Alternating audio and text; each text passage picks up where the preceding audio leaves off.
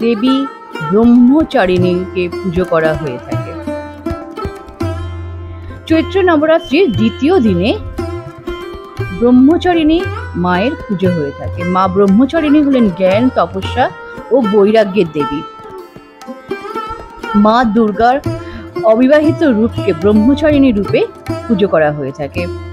এই রূপে দেবী দুর্গা দেবাদিদেব মহাদেবকে স্বামী রূপে পাওয়ার জন্য কঠোর তপস্যা করেছিলেন।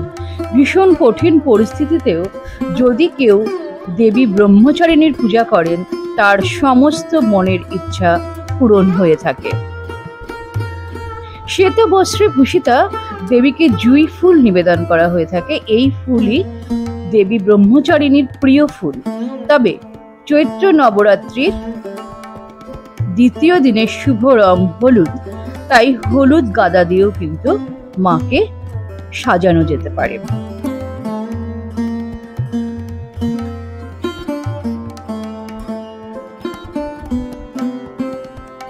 মা ব্রহ্মচারিণী সাদা বস্ত্র পরিধান করেন। তার ডান হাতে একটি জপমালা ও বাম হাতে থাকে একটি কমণ্ডল। বিশ্বাস করা হয় যে তার পূজা করলে ব্যক্তির অভ্যন্তরে জপ ও তপস্যার শক্তি বৃদ্ধি পায়। এই দিনে মাকে চিনির ভোগ দেওয়া হয়ে থাকে। চিনির তৈরি সাবুদানার পায়েস বা মিষ্টান্ন মাকে নিবেদন করতে পারা যায়।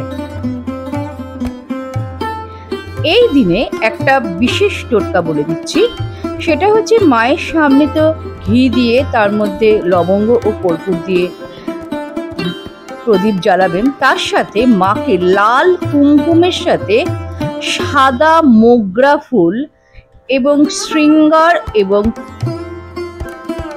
পিকক অর্পণের পরামর্শ দেওয়া হয়ে থাকে। এবং এটা আর তার সাথে সাদা মিষ্টি অর্পণ করুন এবং মায়ের মন্ত্র জপ করুন। অবশ্যই সপ্তশতী পাঠ করা উচিত এবং পূর্ণাঙ্গ চণ্ডী পাঠ করা উচিত।